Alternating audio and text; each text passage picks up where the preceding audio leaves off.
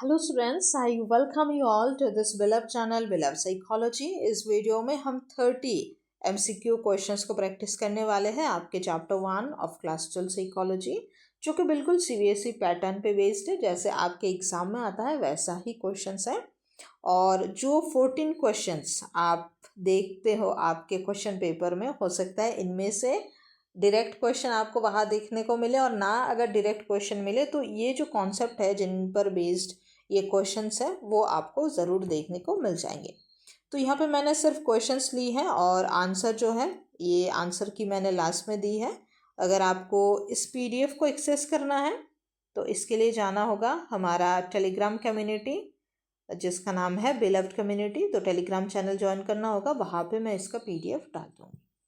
Okay, तो शुरू करते हैं। जितने भी पॉसिबल आपके कॉन्सेप्ट्स है, जितने भी पॉसिबल एमसीक्यू क्वेश्चंस बन सकते हैं, वहाँ से सब कुछ मैंने लेने की कोशिश की। वो सारा क्वेश्चंस, टोटल 30 क्वेश्चंस है।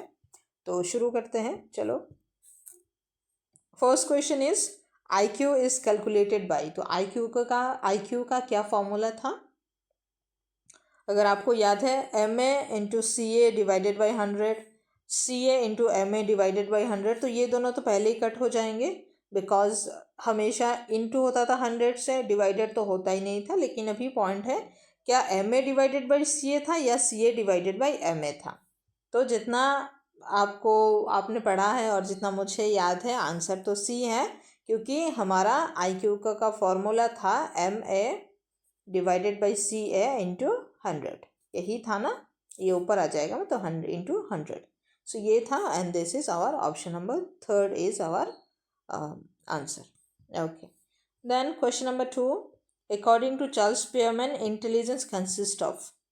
तो चार्ल्स स्पीयरमैन के अकॉर्डिंग इंटेलिजेंस कितने फैक्टर्स कंसिस्ट होते हैं, कितने फैक्टर्स कंसिस्ट होते हैं? तो चार्ल्स स्पीयरमैन की कौन सी थ्योरी थी? 2 फैक्टर थ्योरी। तो 2 फैक्टर थ्योरी का मतलब है कितने फैक्टर्स होंगे? 2 फैक्टर्स होंगे। 2 फैक्टर्स होंगे।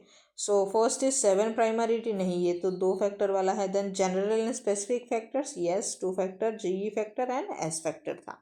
एनालिटिकल क्रिएटिव, ये तो हमारा दूसरा कुछ मॉडल था। फिर वर्बल नॉन वर्बल एबिलिटीज, ये भी कुछ अलग था। ओके, सो आपका आंसर है B, general and specific factor. इसको हम G फैक्टर और S फैक्टर भी कहते हैं। Okay, question number 3, the ability to monitor one's own and others emotion is known as। तो इमोशन को मॉनिटर कर पाना, अपना भी और दूसरों का भी, अगर किसी में ये एबिलिटी है तो हम इसको क्या कहते हैं? ऑफ कोर्स इमोशनल इंटेलिजेंस कहते हैं। और अगर कोई इंसान ये काम कर पा रहा है, so that person is emotionally intelligent. Okay, question number 4, Which of the following is an example of culture fear test? So culture fear test are those test जो कल्चर को फेवर करते हैं। सो इसमें वर्बल टेस्ट तो बोल के बताना पड़ता है, तो अलग अलग कल्चर के लोग अलग अलग चीज़ें बोलते होंगे, लिखते होंगे, तो वर्बल टेस्ट तो नहीं होगा। अचीवमेंट टेस्ट की भी अलग अलग कल्चर के अलग अलग सेट ऑफ स्टैंडर्ड्स होंगे, तो अचीवमेंट्स हम देख नहीं सकते। ऐसे टेस्ट तो जिस कारण से वर्बल मतलब कैंसिल होता है, उसी कारण से ऐसे भी कैंसिल होता है। तो कल्चर को फेयर कौन सा टेस्ट करेगा? परफॉर्मेंस टेस्ट, क्योंकि यहाँ पे किसी भी पर्टिकुलर कल्चर को हम वो नहीं करेंगे, मतलब अच्छा बुरा इस तरीके से नहीं करेंगे। हम परफॉर्म करवा के लोगों की जो एबिलिटीज़ है उनको एसेस करेंगे। So performance test. Okay, question number 5, the theory of multiple intelligence was proposed by. So ये तो आपको जानना ही है, Gardner's theory of multiple intelligence हमने कितनी बार पढ़ी है? So it is Howard Gardner ने हमारी थ्योरी ऑफ मल्टीपल इंटेलिजेंस दिया था, जहाँ पर हमारे टोटल 8 थ्योरी थे। सॉरी, 8 थ्योरी नहीं, 8 एबिलिटीज़ थे, 8 इंटेलिजेंट एबिलिटीज़ थे। Okay, then question number 6, which of the following is not a component of Sternberg's triarchic theory of intelligence. तो इनमें से कौन सा स्टैंडबर्ग का ट्रायआर्क थ्योरी का कंपोनेंट्स नहीं है? सो ट्रायआर्क थ्योरी, देखो ट्राई आर्क पता है, ये जैसे सर्कल का इतना पार्ट आर्क है, ये एक आर्क है, ये एक आर्क है, तो ये 3 आर्क मिलके एक सर्कल बनता है। सो ट्रायआर्क मतलब 3 आर्क है, एक आर्क, 2 आर्क और यहाँ पे एक और तीसरा आर्क था ट्रायआर्क। सो इसमें से कौन सा नहीं है? तो हमने जब हमने पढ़ा था कॉम्पोनेंशियल इंटेलिजेंस भी है, एक पार्ट है ट्रायर्क का, देन एक्सपीरियंशियल भी है, कॉन्टेक्चुअल भी है। तो कौन सा नहीं था? लिंग्विस्टिक इंटेलिजेंस हमारा पार्ट नहीं था। किस चीज़ का? स्टेनबर्ग ट्रायर्क थ्योरी का। So which of the following is not a component? Linguistic intelligence is not a component. So answer is option number D. Okay. Then question number 7 है 6, अच्छा 6 है, मुझे लगा 5 है, 5 के बाद 7 कैसे आ गया? देन एप्टीट्यूड क्या है? सो एप्टीट्यूड बेसिकली किसी इंसान की वो एबिलिटी है जिससे हमें ये पता चलता है कि अगर उसको किसी पर्टिकुलर फील्ड में हम ट्रेनिंग देंगे तो वो एक्सेल करेगा। So the skill already acquired, the capacity to learn, emotional adjustment, social maturity. So हमने क्या पढ़ा? The capacity to learn. तो किसी में अगर ये कैपेसिटी है कि उसको सिखाया जाएगा तो वो सीख पाएगा, तो हम इसको कहते हैं aptitude. So option number B is the correct answer. Then question number 8, the PASS model of intelligence was developed on the basis of, किसके बेसिस पे पास मॉडल डेवलप किया गया था? बताओ। So psychometric approach, information processing approach, behavioural approach, psycho analytic approach. तो ये behavioural और psycho analytic तो है ही नहीं आपका, इन दोनों को तो छोड़ ही दो आप। दो था, साइकोमेट्रिक था और इंफॉर्मेशन प्रोसेसिंग। तो साइकोमेट्रिक इज लाइक कि जो भी एग्जिस्टिंग नॉलेज है, एग्जिस्टिंग इन्फॉर्मेशन है उस पर बेस्ड, और इंफॉर्मेशन प्रोसेसिंग इज कि नया इन्फॉर्मेशन को हम एब्जॉर्व करके फिर उसको प्रोसेस करके कोई भी इंटेलेक्चुअल एक्टिविटी करना। सो पास मॉडल में हमने पूरा प्रोसेस पढ़ा ना, कैसे न्यूरोलॉजिकल सिस्टम के थ्रू कोई इंटेलिजेंट एक्टिविटी होता है। So PASS model comes under information processing approach. ये मैंने जब पढ़ाया आपके चैप्टर में, मैंने अलग से पढ़ाया। साइकोमेट्रिक में जो थ्योरीज आती है उनको मैंने अलग पढ़ाया, और इन्फॉर्मेशन प्रोसेसिंग में जो थ्योरीज आती है उनको मैंने अलग पढ़ाया, तो आप वहाँ से भी पढ़ सकते हो। Okay, then question number 9। Question number 9 says the intelligent test meant for administration to 1 person at a time. So ये तो बहुत ईजी है, 1 person at a time, group, individual, culture, ये तो पता ही है। 1 person माने इंडिविजुअली, सो इंडिविजुअल टेस्ट। और वहीं पे अगर यहाँ पे सवाल होता था कि 1 to many person at a time, तब आपका क्या होता है? ग्रुप टेस्ट, है ना। बहुत ईजी है।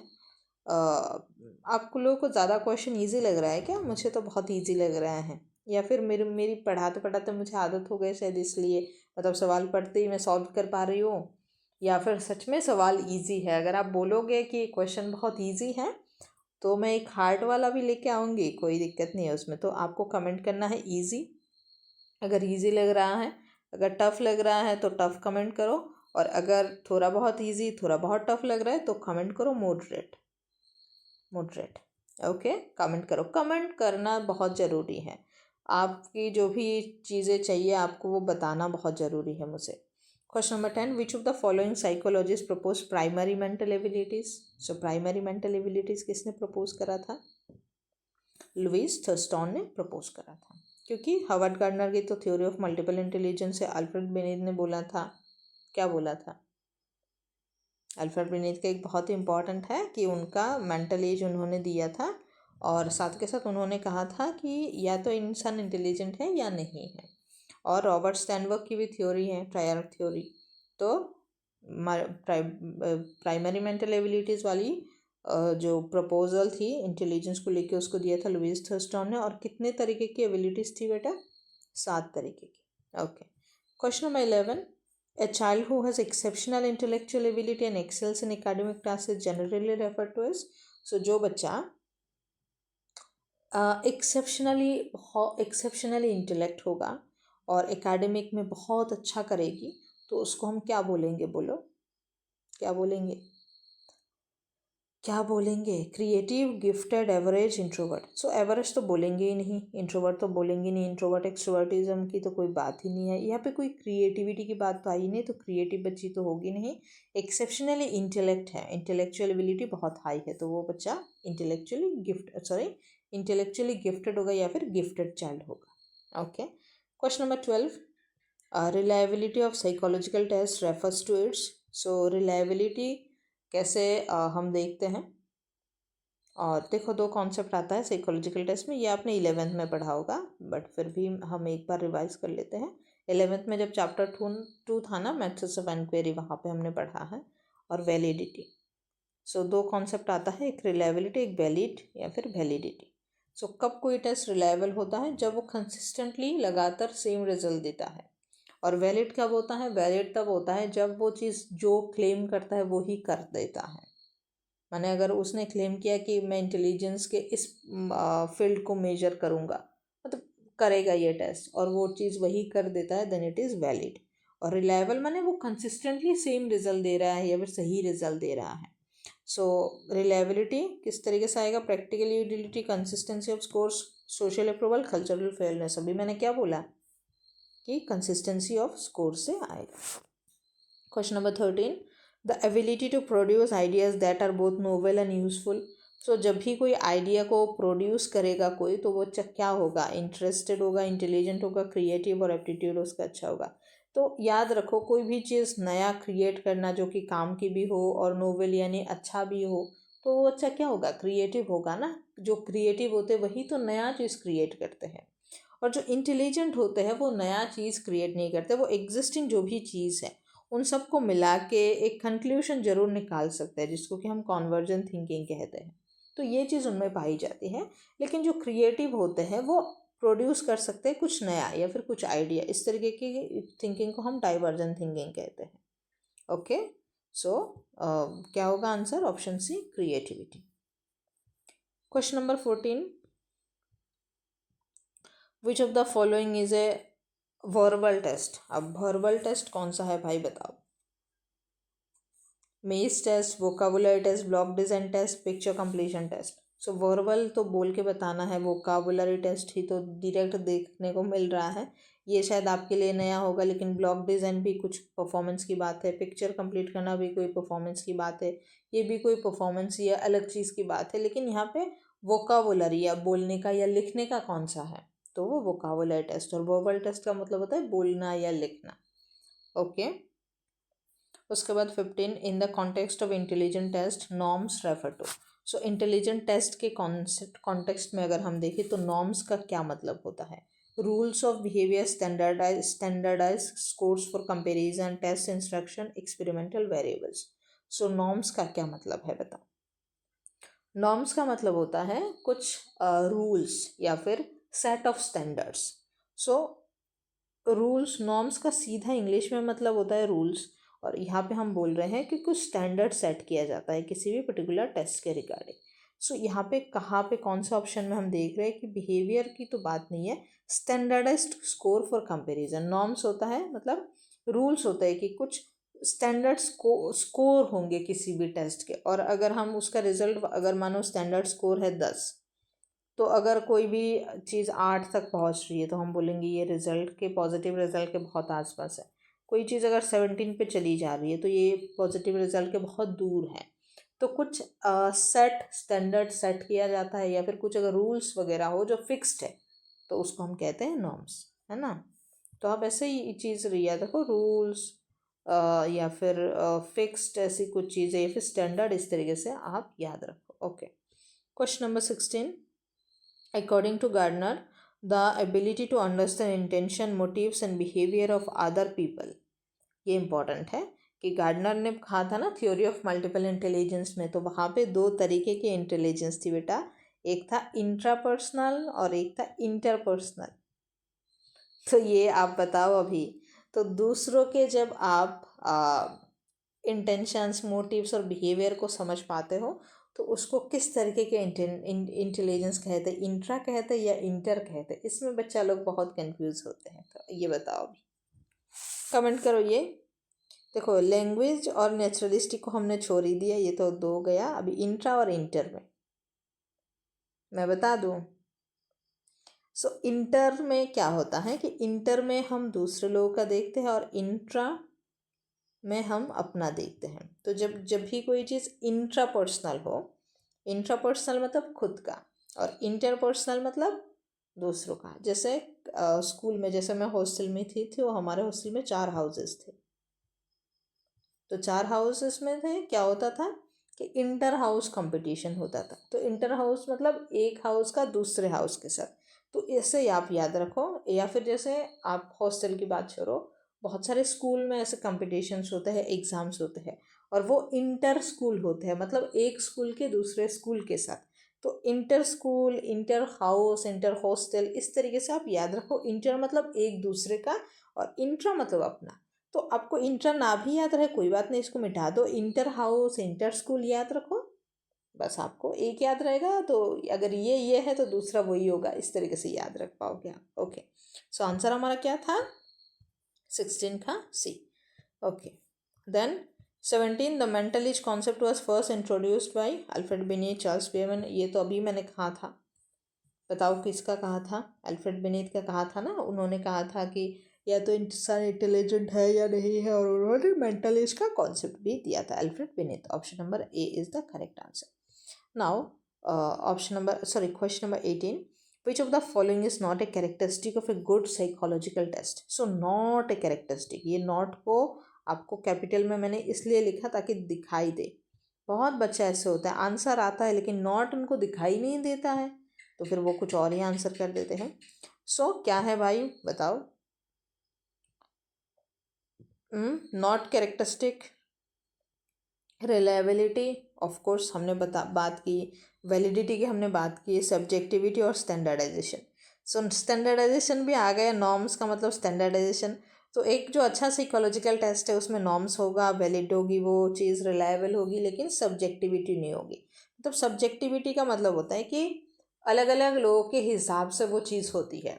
तो क्या कोई टेस्ट लोगों के हिसाब से होती है, फिर टेस्ट के हिसाब से लोगों को हम जज करते हैं, असेस करते हैं।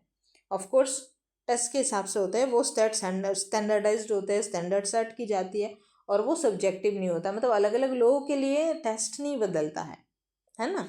सो सब्जेक्टिविटी उसमें नहीं होता है। Then question number 19, the intelligence that involves dealing effectively with environmental demands is called. अरे भाई ये भी बहुत आसान है, बताओ। जो एनवायरमेंटल डिमांड्स होती है या फिर जो हमारे डेली लाइफ के डिमांड्स होती है ना, डेली लाइफ की डिमांड्स होती है, उसके साथ डील करने के लिए कौन सी इंटेलिजेंस चाहिए? Practical, abstract, verbal, musical. So daily life में अगर कोई प्रॉब्लम आएगा, आप म्यूज़िक गा के तो उसको सॉल्व नहीं करोगे, तो इसको तो छोड़ दो। वर्बल, हाँ बोल के आप सॉल्व कर सकते हो, लेकिन सिर्फ बोलने से सॉल्व होगा क्या? एब्स्ट्रैक्ट, एब्स्ट्रैक्ट मतलब फिजिकली कोई चीज़ एग्जिस्ट नहीं करती, लेकिन आप वो चीज़ को फील, जैसे हवा, हम देखते नहीं है लेकिन फील करते हो। ऑफकोर्स हवा है तभी जिंदा है हम। जैसे प्यार हो गया है, आप दिखाई नहीं देता है लेकिन आप उसको फील करते हैं। तो जीवन में डेली लाइफ में लीड करने के लिए कौन सा इंटेलिजेंस चाहिए? आपको प्रैक्टिकली इंटेलिजेंट होना चाहिए। इसको हम और भी वो कहते हैं, स्ट्रीट स्मार्टनेस कहते हैं, स्ट्रीट स्मार्टनेस, है ना, street smartness. Okay, so option number A is the correct answer. Question number 20, an intelligent test that minimize the influence of language and cultural background is known as। So एक ऐसा test जो कि language के influence को minimise कर देता है, यानी कम कर देता है, और कल्चरल बैकग्राउंड के हिसाब से भी जो इन्फ्लुएंस होगा उसको भी कम कर देता है, उसको हम क्या कहेंगे? तो जो टेस्ट कल्चर के बेसिस पे होने वाली प्रॉब्लम को निकाल के फेंक रही है और कल्चर को प्रमोट कर रही है, उसको हम क्या कहेंगे भाई? कल्चर फेयर टेस्ट ही ना कहेंगे। और अगर इसका उल्टा होता तो हम इसको क्या कहते हैं? Culture bias test. मतलब कल्चर के बेसिस पे बायास क्रिएट हो रही है। Okay, option number C is the correct answer. Then question number 21, the capacity to understand and regulate emotion helps an individual to. So अगर किसी इंसान में कैपेसिटी है कि वो इमोशंस को समझ सकता है, रेगुलेट कर सकता है, तो ये किस चीज़ में हेल्प करता है इंडिविजुअल को? मैकेनिकल स्किल में, emotional competence, avoid learning situation, reduce creativity. बताओ। तो सीधा सीधा दिख रहा है कि इम्प्रूव इमोशनल कॉम्पिटेंस, उसका इमोशनल कॉम्पिटेंस बढ़ेगा। क्योंकि देखो, इमोशन के साथ मैकेनिकल स्किल का कोई ताल्लुक नहीं है। और लर्निंग सिचुएशन की, अगर आप इमोशनल को रेगुलेट कर पाओगे, समझ पाओगे, तो आप सिचुएशन को अवॉइड क्यों करोगे? और इमोशनली अगर आप रेगुलेट कर पाओगे तो उससे आपकी क्रिएटिविटी रिड्यूस थोड़ी होगी, नहीं होगी ना। सो एक ही ऑप्शन बचता है, इमोशनल कॉम्पिटेंस को बढ़ाता है ये इंसान में। Question number 22, which of the following is related to convergent thinking. तो कन्वर्जेंट थिंकिंग मैंने बोला था कि अलग अलग इन्फॉर्मेशन को एक्सेस करके, मतलब एब्जॉर्व करके कोई एक फाइनल कंक्लूजन पे आना इज कन्वर्जेंट थिंकिंग। और किसी एक टॉपिक का एक छोटा बहुत आइडिया का हो के उससे अलग अलग पर्सपेक्टिव निकाल पाना इज डाइवर्जेंट थिंकिंग। मतलब डाइवर्सिफाई करो। जैसे कॉन्वर्स मिरर डाइवर्जन मिरर, जैसे आपने पढ़ा नहीं था फिजिक्स में, कॉन्वर्जन मिरर डाइवर्जन मिरर, तो वही बात है। So which of the following is related to convergent thinking. Convergent thinking से कौन सी रिलेटेड है देख लेते हैं थोड़ा बहुत। प्रोड्यूसिंग मेनी अनयूजुअल, तो मेनी वाली बात तो खत्म ही हो जाती है क्योंकि कॉन्वर्ज का मतलब ही एक जगह पे अब लेके आ रहे हो। Solving problem with one correct answer, day dreaming and imagination, emotional regulation, तो इमोशन वाली बात तो है ही नहीं। डे ड्रीमिंग और इमेजिनेशन करोगे तो आप अलग अलग पॉसिबिलिटीज़ निकालोगे, और मेनी वाला तो बात है ही नहीं। सो यहाँ पे हमारे पास इन्फॉर्मेशन बहुत ज़्यादा होता है लेकिन हम सॉल्व करते हैं एक कोई करेक्ट आंसर से, एक कोई करेक्ट चीज़, एक कोई फाइनल चीज़ हम निकालते हैं। So option number B is the correct answer. Question number 23, a person scoring consistently on repeated administration of a test indicates high. So consistent score अगर रहता है तो वो क्या होता है, वो रिलायबल होता है। वो तो बहुत बार बता चुकी हूँ मैं। ओके हाँ, और अगर बोलेगा कि जो बोला है वही किया है तो वो वैलिड होगा, है ना। Okay 24, the theory which emphasise planning, attention, arousal, simultaneous successive processing is called. बहुत आसान है भाई। Planning P, attention arousal A, simultaneous S and successive S. तो ये कौन सा हो गया, पास मॉडल हो गया है। This is very important and very easy also. आप नाम से याद रखो। ऐसे बोलते हैं ना, नाम से क्या काम है भाई, इसमें तो नाम से काम हो गया हमारा। So the ability to think independently and creatively is generally associated with. So अगर आप क्रिएटिवली सोच पा रहे हो, इंडिपेंडेंटली सोच पा रहे हो, तो ये किससे रिलेटेड है? Intelligence only, creativity, mechanical aptitude, achievement, motivation, क्या है बताओ। सो अगर आप क्रिएटिवली सोच पा रहे हो और इंडिपेंडेंटली सोच पा रहे हो तो आप ये किसके साथ रिलेटेड है? क्रिएटिविटी के साथ रिलेटेड है। कहीं ना कहीं मुझे लग रहा है कि क्वेश्चन शायद मैंने इजी ले लिया, शॉर्ट में ले लिए हैं। तो अगर आप लोग कमेंट करोगे, ज़्यादा बच्चे अगर कमेंट करेंगे इजी, अगर 10 कमेंट आया मेरे को इजी, तो मैं एक और इसका हार्ड या फिर मॉडरेट वर्जन लेके आऊँगी जहाँ पे हम और थोड़े एडवांस लेवल के क्वेश्चन प्रैक्टिस करेंगे। Question number 26, which of the following is an example of interpersonal intelligence. तो इंटर मैंने बोला था, इंटर माने अदर्स, जैसे इंटर स्कूल माने other school.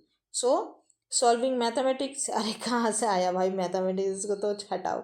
Understanding one's own feeling, ना ओन तो नहीं होगा क्योंकि इंटर का मतलब ही आदर है। Understanding other people's emotion, yes. And playing music, music को तो हटाओ भाई, मैथ्स और म्यूजिक को तो हटा ही दो। तो इस तरीके से आप एलिमिनेट करके भी निकाल सकते हो, जो कि बिल्कुल अनरिलेटेड है उसको आप एलिमिनेट करो। तो यहाँ पे ओन और अदर्स, इन दोनों में ही कन्फ्यूजन था, इन दो शब्द में, क्योंकि मैथ्स तो ऐसे ही चला गया, म्यूजिक भी चला गया, यहाँ पे अदर और ओन्स में कन्फ्यूजन था। तो हमने जान लिया कि इंटर मतलब अदर, तो हमारा आंसर है option number C. Question number 27 नहीं 27 क्या बोल रही हूँ, 26। Okay so question number 27, the test that do not require the use of language. अभी वैसा टेस्ट जिस पे लैंग्वेज का कोई यूज़ ही नहीं है। सो एप्टीट्यूड होगा, अचीवमेंट होगा, वर्बल होगा। वर्बल में तो बोलना लिखना है ही भाई।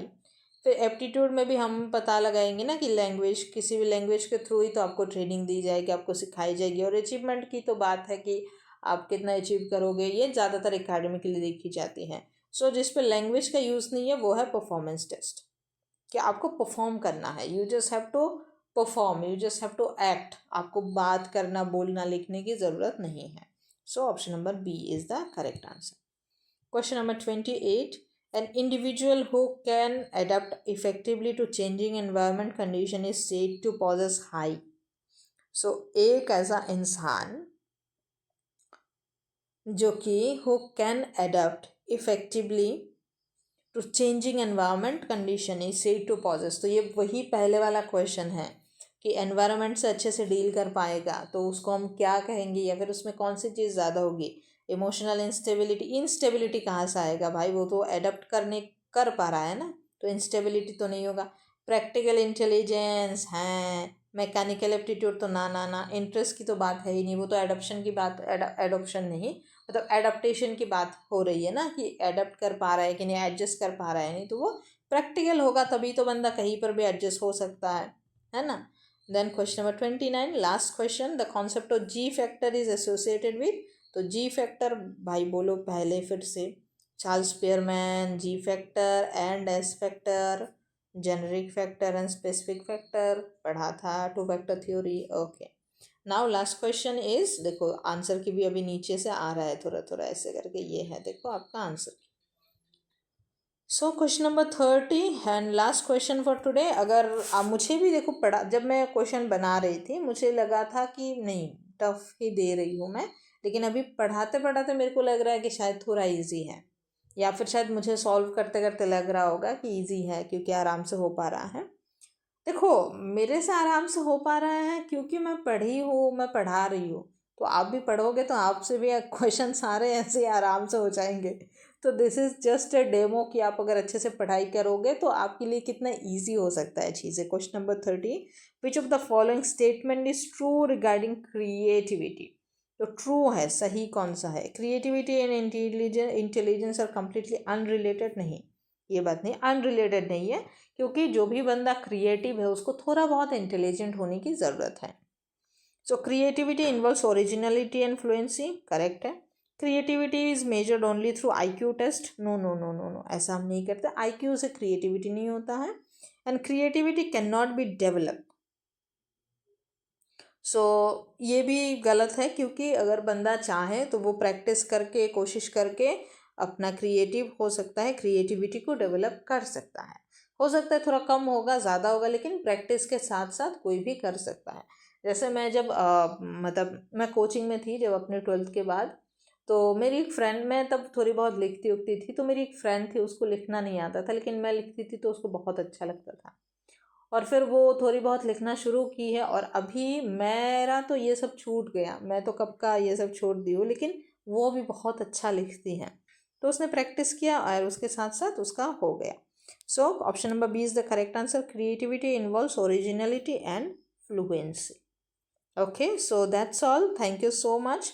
आपको PDF के लिए जाना होगा हमारे टेलीग्राम चैनल जिसका नाम है बिलव्ड कम्युनिटी, और कोई भी अगर दिक्कत है तो कमेंट ज़रूर करो। I'll 110% reply to your comments. हो सकता है तुरंत ना मिले, थोड़ा टाइम लग जाए, but I'll definitely reply to your comments. और इसके साथ साथ कुछ भी और भी चीज़ चाहिए तो प्लीज़ डू टेल मी। और इसके साथ साथ ये देखो आंसर की है, सारा 30 तक का सब कुछ है, आपको मिल जाएगा। सो that's all, thank you so so much. मेरा टारगेट है इस बार कि मेरे इस चैनल से कम कितना लिखूँ मैं, हाँ मैं बोली थी उस दिन कि 20 बच्चे मुझे कम से कम 65+ स्कोर करें, और इसके साथ साथ 70 आउट ऑफ 70 मैं एक्सपेक्ट कर रही हूँ। मतलब ये तो मेरा नॉर्मल टारगेट है कि इतना तो जनरल करना चाहिए, मतलब नॉर्मली जनरली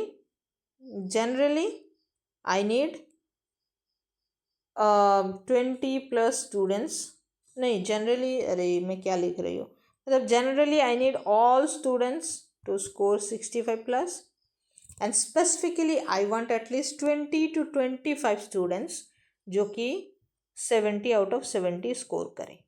ये मेरा टारगेट है इस 2027 बोर्ड एग्ज़ाम को लेकर।